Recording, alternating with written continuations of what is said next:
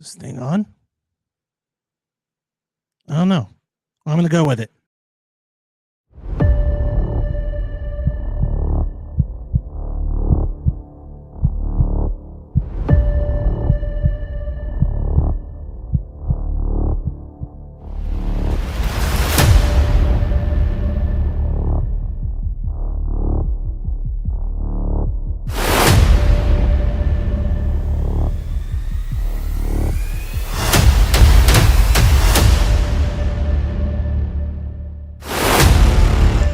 Hey, what's up?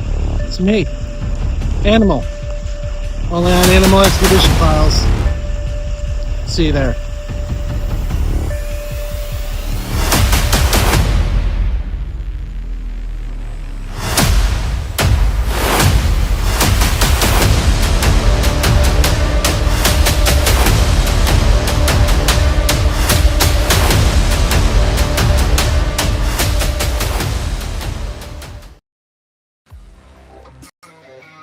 Hey, everybody. Welcome to the show, Animal Expedition Files. Thank you so much for joining me on a Saturday night, 8 p.m. Eastern Time.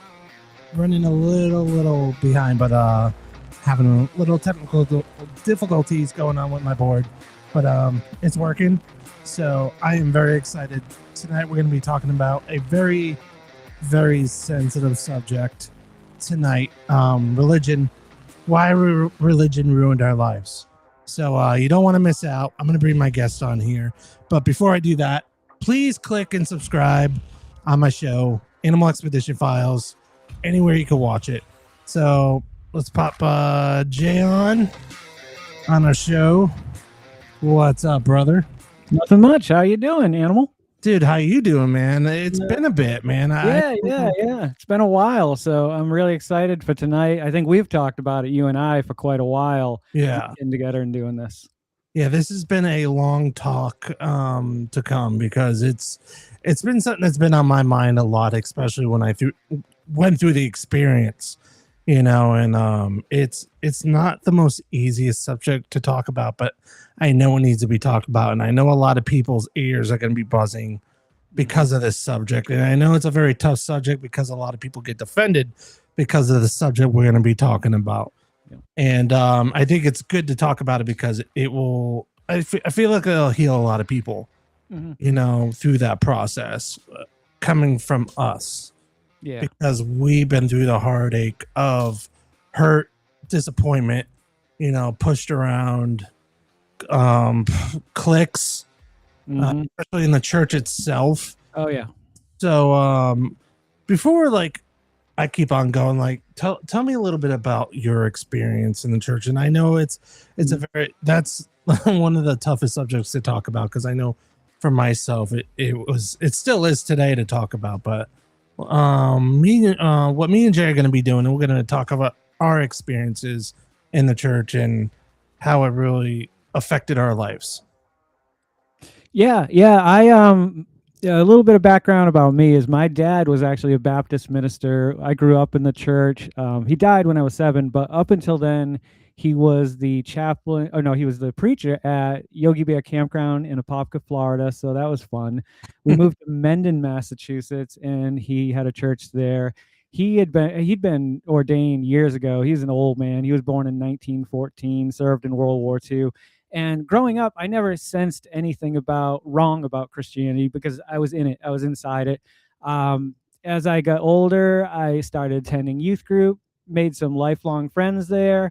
And then I became a youth leader for the junior high youth group after I got out of high school. And it was shortly after there that I started to, in the 90s, dyeing your hair was such a hip and thing to do. And I remember showing up at church and all these people that would come up to me and welcome me and greet me, all of a sudden it was like I was the devil to them, and I just didn't understand it. I was just like, it's hair, it's a hair color. This makes no sense. Yeah. And I think that was the first time that I was like, I started questioning why I was there, what it meant to me. Did it mean anything to me anymore? And it wasn't until probably 2006 when I finally ultimately made the decision that I was going to leave the religion behind. I'd left church behind years before. And that's when the trouble start. That's when the fear starts kicking in. Stage one, as I called it earlier, is going through that fear of, am I doing the right thing? Am I going to burn in hell? Is there a hell? And so you wake up with the cold sweats some nights and just like terrified of what your parents or what the church has taught you about, who you're supposed to be. I've heard stories of people telling their kids that they love Jesus more than their kids. And I'm like, man, that's child abuse. I think in general, religion is a form of control, and B, child abuse if you're forcing a child into a religion before they can make their own decision. Yeah. It's very crazy because I know, like, through my experience, and I could testify the same thing. Just going into a church of a nobody, and all of a sudden you felt this piece of welcoming at first, and everyone's like, oh my gosh, this a new person. It's like, oh, like when you go to a concert the first time, that's how it felt like. Yeah. And just everybody was so welcoming and loving. And then after a while, like, it started changing for me. Like, people are saying like, oh, but you can't be doing that. It's if you do that, it's not good. It's a sin, or you're going to go to hell for that. And like, it just kept getting gradually. And then eventually, like, I joined the worship band and all that, started doing that because I'm a musician, and I know you are too. And it was weird, like, just playing the music. Like, I thought I felt like this high, like, again, like something different in this energy. And then, like, afterwards, like, they less used me in the band because they started getting clicks and stuff. And if you weren't part of this, if you're not the cool person of the group, like, you're pretty much, pushed aside pretty much. Yeah. And it sucked, but I still tried, to fit in that group, because I think, like, everybody wants to fit with that type of group, to be something, to be looked at in a different view. Totally. I mean, I think church, when you're a part of it, like, is such an integral part of life. Like, to have that community of support, like when you're on the good side of them, to have that is a huge thing you lose when you lose the church. And I don't think people outside of the church realize that, like, that's a big part of it, like having that community and people who genuinely, in most cases, care about you. And that's the thing with religion in general. I think there are good intentions, but the problem is that it's been twisted to fit whatever leadership is in power at the time through the years. You can go back to look at kings and how they changed the Bible to suit them, and to kind of put the fear into people that if you don't, you're in trouble. So I think a lot of things got added to the Bible along the way that just, it started making no sense to me. And that's when I started getting into guys like Sam Harris, Richard Dawkins, very angry atheists. That kind of led me to stage 2, which was the angry stage, which I was mad that I'd wasted 30 years of my life on something that I didn't believe in anymore. But there was still the fear of being wrong, the anger, it just all built up. And that's kind of where I found myself at 2006. Yeah. It's funny you say that, because I've been through, like, as soon as I saw people, like, in my life, like, that I thought were like family to me, they just, as soon as I started saying certain things, like, oh, you can't say that, that's of the devil. When I started, like, with paranormal stuff and Bigfoot and, demonic things, are like, oh, you can't talk about that stuff. And then people would just start pushing me away and pushing until they were, like, mean about it. And I'm like, this is not the type of God that I thought we served.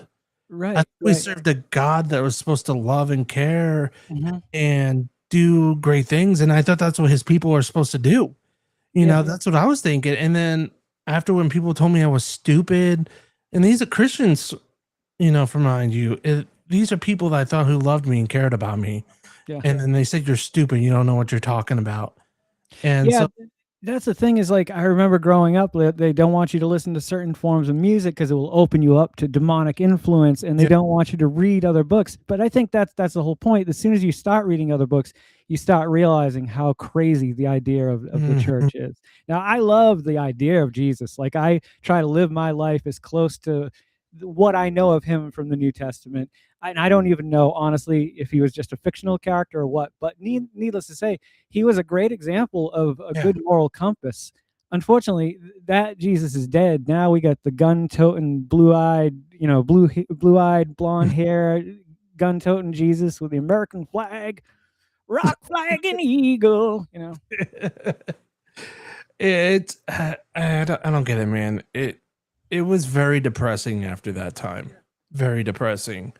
And after like I denounced my faith in front of everybody, like I was the bad one, you know? Why would you do that? You're gonna go to hell, you know. And it kept happening. And the weird part during that situation, I don't know if you went through this, like where I felt like I was alone. Mm, I had nothing, and I was in such of a bad depression because, like, all of a sudden I believed in something my whole life, like you did, mhm. and then all of a sudden it's gone. I have nothing to believe in. What? And I was like thinking, what are we living for? Like, Right, what right. the Yeah, hell? there is that point right at I think the first, like, year was a very lonely time because my wife had never really been she'd gone to the church, but that was because of, being forced to go to the church, but she never bought into it, which I think in some ways she was my salvation out of it because I saw, like, you don't have to have the church to be a good person. You don't have to, believe in these wacky ass things. So Yeah. it helped a lot. So, but yeah, that loneliness and depression, that took a while to break out of. The first year was the worst, but it's still, I mean, from time to time, those things still pop up, 30 years later or 20 years later. Yeah, and the thing is, like, no matter what we go through and stuff, even if we have found that peace, you're still gonna go through that Mhm. case of wondering, like, why did we go through that? Because if you think about it, right, it was a cult, and Yeah. I people are like, oh my gosh, you said the word cult. That's a bad word, but it's true because like I felt like my whole life I was put into fear, you Hmm. know, and when you get put into fear, then you're like fearing for your life, fearing for everything. Like if you look back in the Old Testament, Mm. the fear that God and I know people are gonna be like, oh, why would you talk about Satan this way, you know, and God. And if you think about it, like God put the fear in Satan to make him do stuff to Job that I don't even think Lucifer wanted to do. Yeah. Yeah. The Christian Lucifer or whatever because there's all different kinds of devils and stuff in Lucifer, in different types of stories. But in Sure. this one, the Christian Bible, that I feel like after I lifted off my blinders, I started reading more, started studying the Bible and getting into more about what Satan really went through. I Mhm. really wanted to be put in his shoes for a reason because I felt like God in that point, like when I was playing that version inside myself, I felt like God was a bad one. Yeah. Yeah, absolutely. Job is a prime example of why I don't understand why people worship that God. He Hmm. literally took his family, gave him disease, and just completely ruined his life Yeah. just to for a wager with the devil. Like that, like why? Why would you do that? Yeah. And even in the funny thing is, Satan, why would you do that? He questioned, Mhm. he questioned God multiple times. Yep. And that's what I don't get is like God did things where he allowed children to get mauled by a bear at Yeah. a camp. Mhm. He allowed multiple people die in a flood. Yeah. That Well, wasn't Satan. yeah. That wasn't the Lucifer that they speak of that's bad. Right. Right. That was the God that's supposed to love us and care for us and created this whole universe for us. Yep. Yeah, I think about uh the flood. I think about like the original, like Satan being Lucifer being an angel originally. And to the best of my knowledge, angels they didn't have free will. That's what separated us from, and that's what made him jealous. But then I think if he didn't have free will, how was he able to rebel against God anyway? Is that true? Or I think the cult status also been. We got a note here. Yeah. Yeah, I agree with that. Lenient and allow us questioning. Yeah, I think there are some good churches out there. There's a great example of something that happened in my life. I was reading a book called, I got to meet him too here in Lynchburg. His name is Shane Claiborne, and he wrote a book called The Irresistible Revolution, which is about basically living your life as he does, as close to Jesus as possible. And I let someone very close to me in my life read it. I wanted it to touch them. I wanted to change them. I wanted to see that their way of Christianity was not the right way. Mhm. And when they read it, they came back to me and they said, "This guy is a tool of the devil." And that was the moment that I decided I was done. I was just done. Mm. Yeah, when you get something like that, it's you don't want to be a part of it. And that's the sad part because there was so many people that I was close with that I was sharing this with, in their homes, in my homes, and it just all became a big lie. And it's like I felt like I wasted almost 40 years of my life Mm. to of this craziness, that I didn't realize what I was going through. Yeah. Yeah. And And I think a thing to tell people that are going through it or thinking about going through it is you will get through it. You're going to go through a living hell. You're going to live with that fear for a while, but it's worth it because when you come out on the other side and you finally feel that relief, it's a great feeling. It's a beautiful feeling. yeah, and it's funny because I'm getting these TikToks now of these people because I've been listening to a lot of deconstruction Christianity Yeah. because I'm kind of like studying a lot what people's behaviors are like after they left. Like, is it similar to what I went through or what you went through? Because I'm seeing it more and more lately where there's a lot of Christians leaving the faith because of what they're going through, and it's just a common same thing where they just went and worshiped God. They thought they were believing in something that they were living for and went in ministry and felt that they were called to preach. And all of a sudden they realize they're living a lie and they get pushed back and say they're going to hell. And it's all based on fear. And I feel like people shouldn't have to live on fear because once you start living in fear, then you pretty much don't have a life. Yeah, I mean, I think the fear is a great point. If they can control you through fear, you're not going to do the things that it's going to keep you in line. And I think that's why kings and presidents and so on and so forth through the years have used religion as their message because they know that the people who follow a religion live in fear of something and they can use that fear to control the people. Mm. It's funny that you say that because it's kind of just like politics. Yeah. I'm going to get a little bit into that because they'll use religion in politics to get people in. Say, oh, well, we're a Christian nation. We're this, we're that. We love people. And then all of a sudden you see on the other side, people getting arrested, but kids are getting kidnapped, by the government, or this is happening, sex trafficking. It's an abortion clinic and killing doctors. It's nuts, man. And like today, that's why a lot of other Christians are falling away too because of that. Because I think now, the wolves, what's that saying? The wolves in sheep clothing, or it's sheep in wolves clothing, or is it the other way Wolf around? in sheep's clothing. Yeah. Yeah, it's kind of like that now. That's kind of coming off, and they're actually seeing the actual thing. Yeah. And they're not caring because they don't want to put a mask on anymore because they want to show the real face and actually share like, look, you got to do this or this is what's going to happen. Yeah. So they're living in that fear just like we did as Christians. Right. And now people are scared for their lives in the church. Yeah. Rainn Wilson from The Office, Dwight Schrute, he has a podcast and he's had quite a few people on talking about religion. I highly recommend it. And one of the people, or the two people they had on, I think I mentioned you, were Rhett McLaughlin and Link Neal.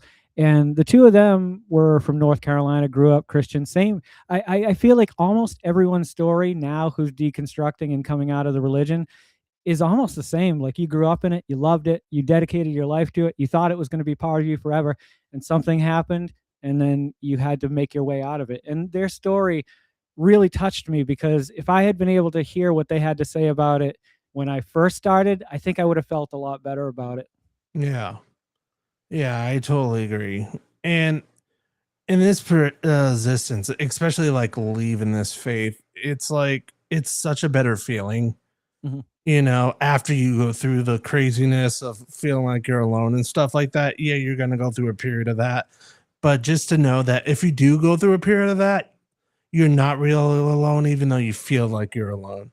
Yeah. What I would like give an example of is like just connect with people that Mhm. and just talk to them. Say, look, I need to talk, and there's like certain people in my life who passed away that I wish I could still talk to.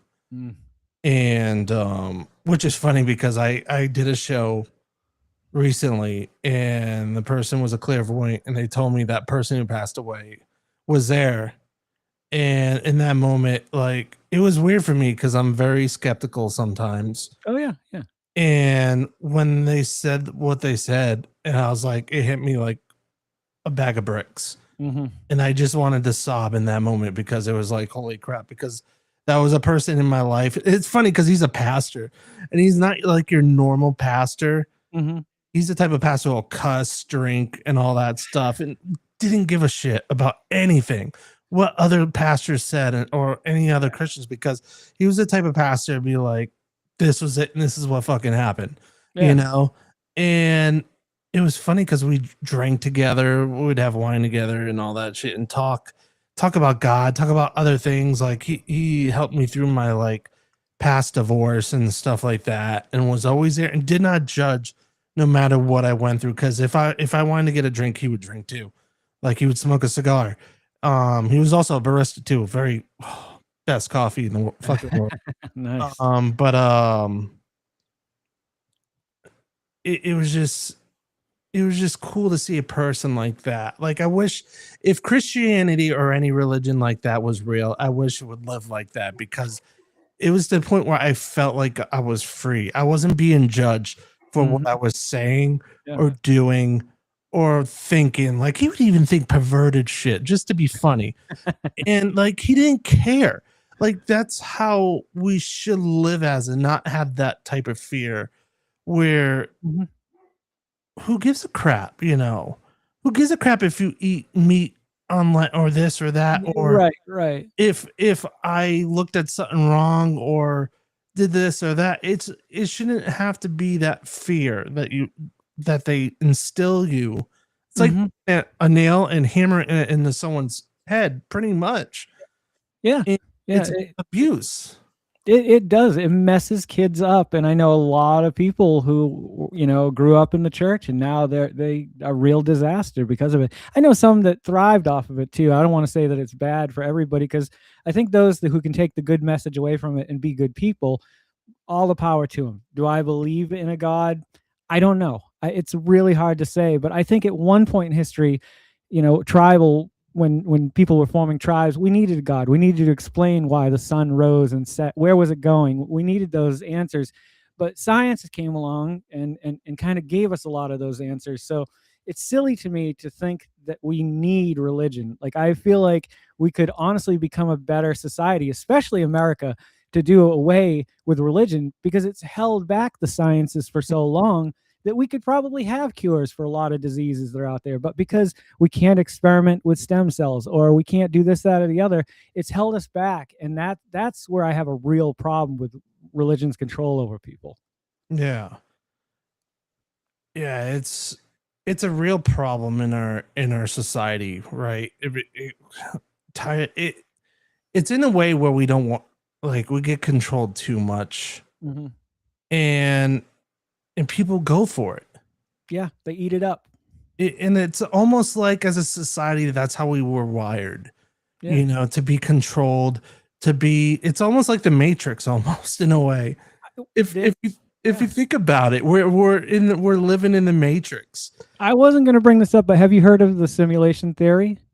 I've heard of it, yeah. Yeah, we're for people who don't know, basically we are created by AI, which was created by an AI, which was created, and we're living in this. And sometimes I think that's far more believable than believing that there's a God out there who's always been there and made all of this. Like it just makes sense that we're part of something. Now you could go back and say, hey, well, who made the original one, you know? And Mhm. so you want to call it God, call it God. I don't care. But ultimately, it doesn't completely freak me out to think that we're living in a simulation. Well, in to go on beyond that, like it's funny that you say that because like I've been thinking like AI was a real entity, Hmm. alien or some kind of source of spirit that has taken over and that's been kind of taken over for a long time. If you Yeah. look into history, like in the movies in the 80s, they talked about AI. Oh, yeah. And we didn't think about it at that time. We're like, oh, that's gonna be virtually impossible. Hmm. Thought Terminator would be a thing. You Yeah. know, that we're having robots in people's homes now. That's You crazy. know, it's just if it's like, wow, I can't believe this is flying cars are starting to become a thing. Yeah. It's it's It's a whole becoming new. a I mean, look at scare. your cell phone. Look at this. Yeah. Like this is insane. If you'd shown me this at 10 years old, Mhm. my brain would have blown up. But this, I think, is also a form of control too. Because how often before I had this was I staring at something in my hand? I was looking at the world around me, and now it's like, oh, got to check my email, got to check this message, got to do this, got to do that. And half of the time, my eyes are glued to it when they should be observing the world around me. I guess Yeah. better. It's crazy. Well, we're getting pulled in and they're like, oh, let's pull you in with this cool thing, this cool idea, this cool picture, or this new phone, this latest movie. You know, we get pulled in all on, like you said, a tiny device. And there is a way to get out of it, but it's hard. Yeah, yeah, when you've grown so accustomed to it's almost like it's your life now, like to be able to have access to all that. Sure, you can go to a computer, but if you're not in front of a computer, oh my God, what are you going to do? Well, it's funny. I remember during Hurricane Ian in Florida, Mm. which was like a horrible hurricane. Yeah, yeah, We yeah. lost everything for like almost a month, which was kind of interesting because we had no AC, no electrical, lost all our food. I made my family go more northern Florida where there was power, so I'm taking care of the house where I was. Just to keep, everything clear and stuff, clean the yard because of a lot of debris from the hurricane. Yeah. So it's like in that moment, like you have no internet, no phone service. You had to like live beyond your means of what you had, and it made me think like, do we really need any of this crap around us? Like, Yeah. if we could live without this, I feel like life would be so much better, Yeah. and people would be less intense. Yeah. Oh, totally. I mean, this has amped up. Social media has amped up the tensions, the left, the rights, the reds, the blues, whatever you want to say. No Yeah. matter what you post on the internet now, somebody's going to have a problem with it, and they're going to say something about it. Like now, everybody's got a voice. It's Yeah. crazy. I make this joke here in New England because there's so many freaking pot stores and everything like that. Yep. Signs everywhere. Smoke this, you'll feel so much better. And it's funny because I joke around. I'm like, I always say people in New England must be so intense. That's why they got weed stores everywhere, so to calm their ass down. Yeah. Yeah. it's That makes sense. it's almost like that's what we need, in a sense. It's like maybe everyone should just start smoking pot or something, Yeah. because I think people's asses would be a lot better. Oh, totally. I mean, I've taken a month off. I'm trying to get an actual job, so I'm trying to like not smoke. But I tell you, like it's the best thing that happened to me since religion because it helped. For some people, it makes them flighty. It made me focus. Like I could go down and do laundry, then do the dishes, and get the kids and do this. It was just so like streamlined and also feeling really great. So I advocate totally. If you need to live a happy life, try pot. Yeah. You probably might have a religious experience by doing Yeah, you really do. I mean mushrooms, let's face it, like there's studies now that show the benefits of it and how it also opens up your mind to, so many different things, capable of learning new things, capable of overcoming Alzheimer's and other diseases. Like I think the earth gives us exactly what we need. It gave us cannabis. It gave us these mushrooms. We just need to learn to use them and stop not letting the people use them. Maybe it. that's why we aren't allowed to use them. Maybe that's another form of control because they're afraid. Yeah. Well, and plus it's such a money grabber now if you think about it these days. And like if you went back like 20 years ago, the people that were selling this stuff. Now they're in prison. Now they're looking now it's legal. Why are we still in prison? Yeah. Thankfully, a lot of the sentences are getting expunged, but not all of them. It would be nice to see anybody, there's a great 311 lyric. It's oh God, an overrun prison where a rapist gets parole to make room for a dude who's sold a pound of weed. To me, that's a crime. Like, Wow. it is. Like, why now that we know the benefits and it's less dangerous than tobacco, it's less dangerous than alcohol, why aren't all these people out? Just let them out. Yeah, I don't know. The way this world goes, and I don't understand it or ever will understand it. Yeah. It's sad. Like, it's so sad. I almost wish I was God, because I feel like I could do a pretty good job at it. I know if I was God, I would be like, can I have I'd be like asking for food and stuff like that. I'd be like, can I have chicken wings? Got more chicken wings? Oh, chicken wings. Just like that. I just want a basket of chicken wings. I was thinking about all of the good that could be being done if I was God, and it just drives me crazy that if there is a God, I don't think he's doing a very good job. And the funny thing is, I used to be afraid to say stuff like that. Yeah. Yes. And because we were put in that fear, and now we're at the point of our lives, like, I don't care, because like, I'm not going to be controlled by something that is going to force me to do something, to drink the body of blood or eat this, worship and stuff like that. And that's why I'm happy where I'm at right now, because like my journey right now, where I see the light, more than back then, where they say, oh, you're in the light, blah, blah, blah, when you're a Christian. But like, I felt like I felt more freer and less fearless, like fear for my life now than I was back then, because now I'm looking in other religions where it's like, holy crap, like being a pagan, being a witch, doing this, being Buddhist, anything. And it's so much more freeing. Every religion that I'm looking up and studying, it's more freeing and more vibing, and just speaks to you more in a way where it's not controlling your life. Yeah, I think Aleister Crowley said it best when he said, "Do what thou will should be the whole of, or wilt should be the whole of the law until you violate the rights of another." That's awesome. Yeah, that's really cool, man. I believe the first half of that is him. I think I might be misquoting him, but yeah, something like that. So, like, in your journey, like now, like, how is your journey now compared back then? I love it.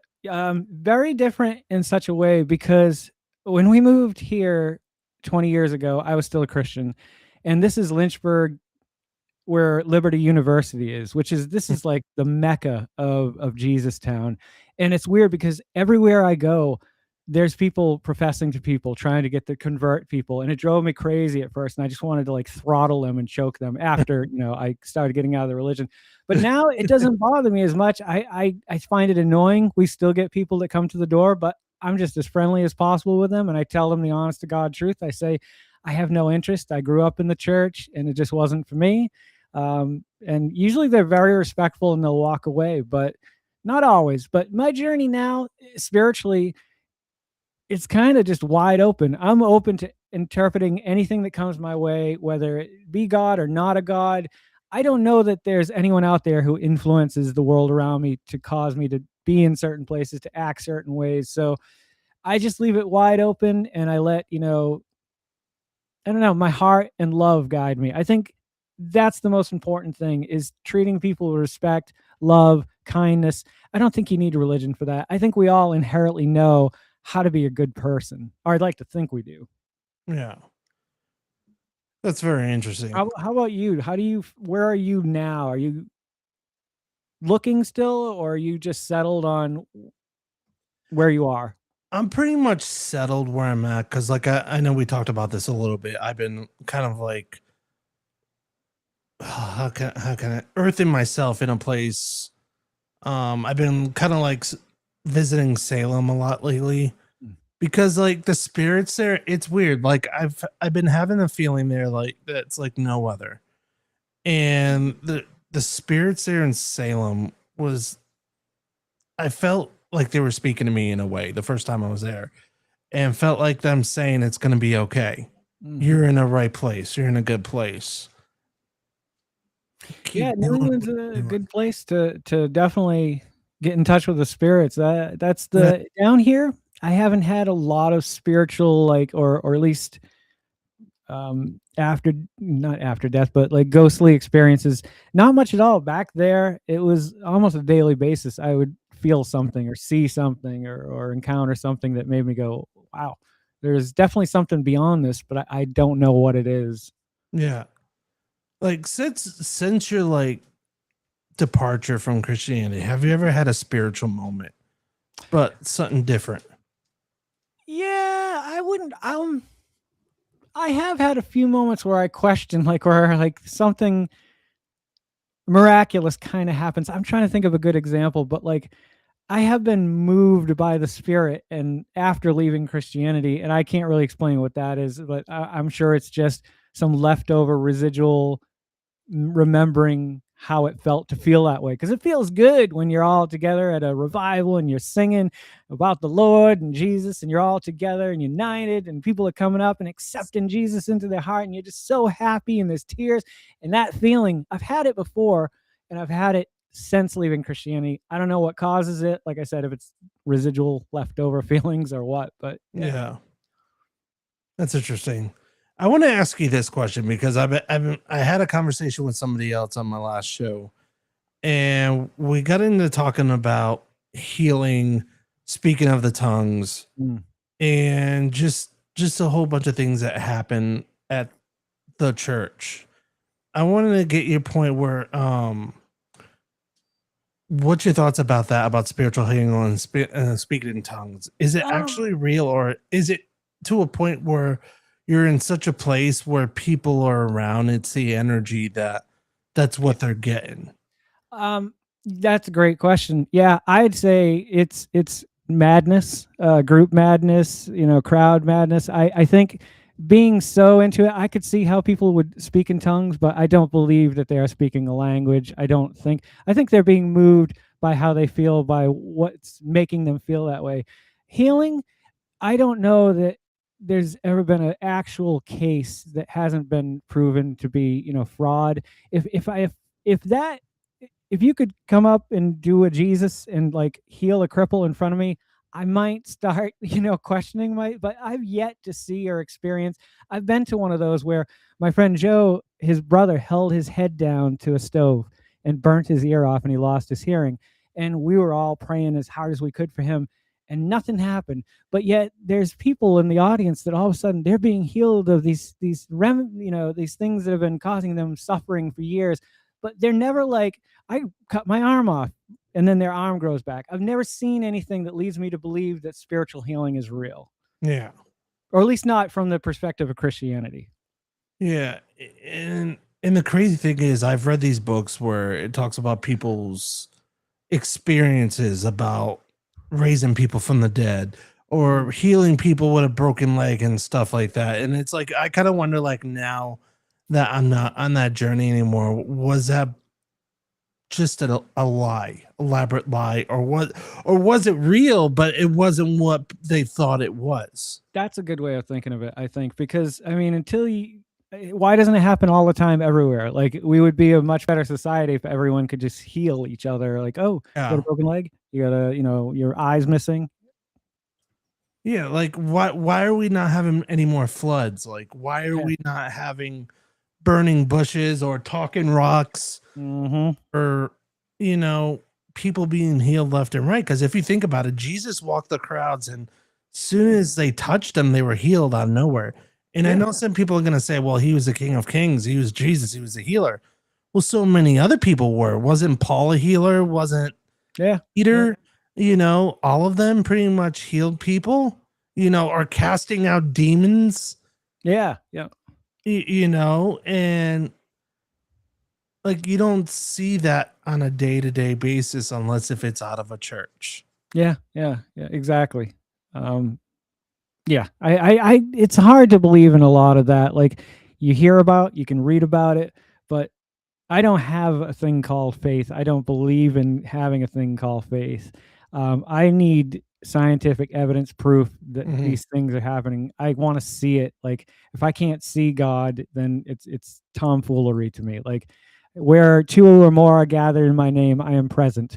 Mhm. Where are you then? Like if we want to see you, show yourself. If Yeah. I have faith as small as the mustard seed, I can move mountains. Now, I'd like to think that my faith was pretty strong when I was in the church. And I remember trying to do things that, you shouldn't be able to do physically or mentally. And there was nothing that came of it. I'm like, why, if I have this faith that you speak of, am I not capable of moving mountains? Yeah. And also another thing, if you think about this, the saying where if you believe it enough, it will happen. Mm, And a lot of people, it seemed like with healing, some people believe it so much that yeah. they start believing it, or they're gonna feel better, or they're sick. Um, it's an energy inside yourself that kind of portrays and mirrors things out of you where you're like, oh my gosh, I can't believe that happened. Mhm. Always believing it. And we're like, wow, I got healed. When it wasn't something that was actually healing you, it was your thoughts. Yeah, it's the positive feelings. No, even just knowing that people care and are praying for you, I think that does have a mental effect. It keeps you in a good mind frame. So when you're sick with something, you probably do heal a little bit faster because you've got a positive attitude. People who have a very negative attitude probably don't last as long. No. Yeah. No. Exactly. Yeah. Um, the one thing I wanted to discuss with you a little bit before we do go. I know we have I think we got like 10 minutes left, but one thing I want to talk about that I think is very funny. Well, let's go back to Lucifer, Satan Yeah. Okay. himself. He was a beautiful angel, and I love talking about this because the more and more I think about it, I I feel more of it's true than false, because I know if it was a Christian, it would be like, oh, you gave me saying that, but Lucifer was a beautiful angel, and all the angels that got kicked out with him were also beautiful angels. Mhm. If everything was so real, if hell's so real and heaven's so real, you know, I would think it's switched around where these demons that we call are not actually demons, they're angels, but they're the falling angels that are actually protecting us more than what actually God's angels would purr to be. It would be interesting if that's how it all played out in the end. I mean, it's one of those things where it's like I don't think any of us will ever know until we close our eyes for the last time, Mm. or maybe we won't know. Maybe it's like Tony Soprano said, it all just goes black. Or we might become Bigfoot and chupacabras and That could totally make sense. Yeah. ghosts and haunt people. I I don't mean, know. what do you hope happens when you die? I honestly, and I know everyone's gonna know what I'm gonna say. A Bigfoot. Here's the reason why. He's the best hiding seeker in all the land, Yes. and he's cool, and he has big feet. I mean, that'd be cool. You could hang it out with nature and just Be in the woods all day, pop yeah, out, yeah. trick people, go in and out of the vortex or wherever you do, and take a couple of things and pop them out and give him the finger. What Should have about had your camera out. what about you? Well, my friend Frank kind of helped me with this because I was struggling with the afterlife for a long time. My friend Corey does too, like fear of death and what, if there's nothing, it's terrifying. There's nothing else. But he said his belief is that whatever you think's going to happen is probably going to happen. And that's crazy thought. When I started thinking about it first, I'm like, there's no way. But then I'm like, what does it matter what I think? Why not think that way? Why not have, like, I believed in religion for 30 years. Why not believe that after I die, I wake up with all my family, friends, all the lost ones that I've lost through the years, and they're all there, but they live in a town down the road from me so that I can explore the world and go visit them when I want to. I think that's what I'd love to have that experience, just for all eternity, to explore, to learn, to grow as a spiritual being. Yeah. It would be nice. There's this movie where a person passes away and he turns into a dog. I don't know if you remember this. Then he dies again, turns into another different dog. And then it goes on and on and on and on and on. And what if, like, as human beings, that's what we're running in this circle of life of just certain things, because there's stories going back to, there was this, I saw, it kind of freaked me out a little bit, because you remember the Twin Towers and the whole plane thing stuff. Yeah, Like, I remember there was that day. a story where this kid, he was about 6 years old, and he was saying how he fell out of a building, a tall building, and it was a Twin Towers. And he mentioned the name, and the people looked the name up, and it was like right on the list of the person who died and what happened to him and all this stuff. And he was saying everything just came into fruition. And I'm like, what if we're just living in a circle? Like, every time we die, we're just going in a big circle. We're the same person, but in a different body, different name, but we're the same soul, just rectifying, like kind of like one of those data books where it just keeps going and going and going. I could totally see that. There's a great book on that called Old Souls, where like all these children come forward and they say, "Oh, I was in the military. This was my best friend," and like all of it pans out to be true. And there's no way that this kid would ever know this. So the idea of reincarnation, it seems completely feasible to me. I just wish we could remember so that we could continue on rather than starting fresh. I think it's because as we get older, our brain starts to collect other things, like, different foods, different parts of life. And I think all that oldness that we remembered as a kid, if we lived in a past life, it goes away because we start to forget. Like sometimes I forget what I ate last night. It's kind of like that. But it's scary to think about that we lived a life where we either died. Like, who knows? I could have been Blackbeard for all I know in my past life. I don't know. I could have been in Bigfoot. I could have been a ghost. I don't know. I could have been Harry and the Hendersons. Yeah. It's crazy to think about that we're living in this circle of life that we could have lived. And it makes more sense to me because I've heard more stories, and and scientifically it makes more sense because their stories collect where if you look back into it, you're going to see the proof from their aspect. It'd be cool if we could choose to come back. It'd be nice if we return to the source where all souls are all just mingling in a giant ball of light in the galaxy somewhere. And when we get bored of doing that, we could be like, hey, you know what? I'm going to go back. What was that movie with Robin Williams? Dreams. What dreams? Where he died? Yeah, and he's like, I'm not going to go to heaven. I'm going to hell. I'm going to get my wife back. Yeah, that was such a great. Oh, that was a depression. That if you want to watch a depression movie of Robin Williams, that would be. I can't remember that. Was it What Dreams May Come? I believe. Yeah. Oh man, that was such a great movie. And in the end, though, they get to choose to go back, and like him and his wife, and they find each other again as children, and it's such like a beautiful story. Like I could see the whole energy continuing on to a new body afterwards. That would be cool. Yeah. Oh. Imagine if you come back as a toy or something and you get stepped on. That would be weird. That would be wild. That would be wild.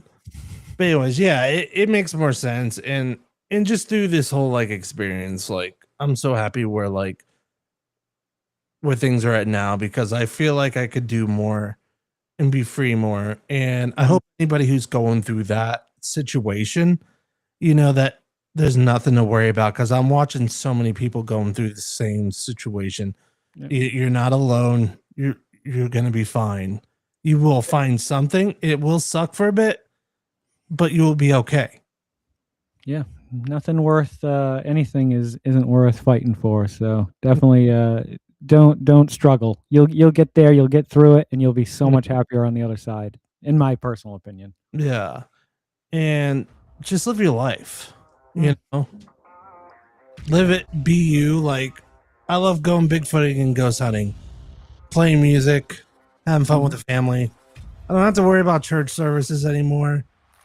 Or do this or fear for my life. I don't have to worry that I'm gonna go to hell. Yeah.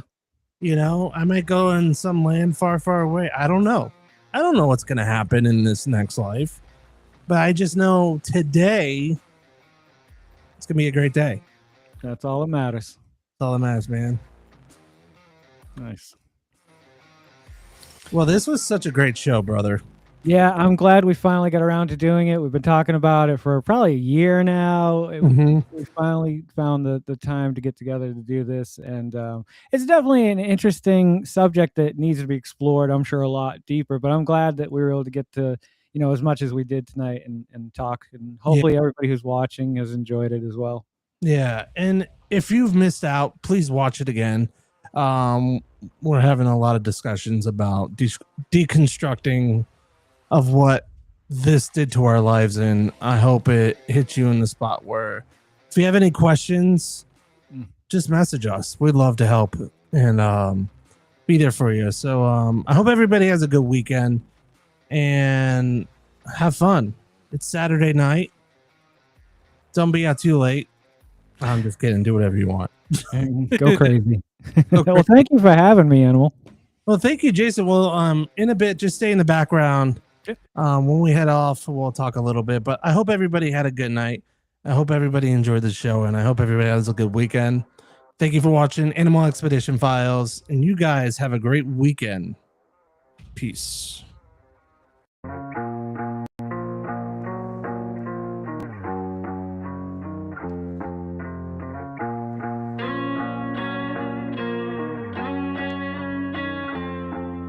Lights on.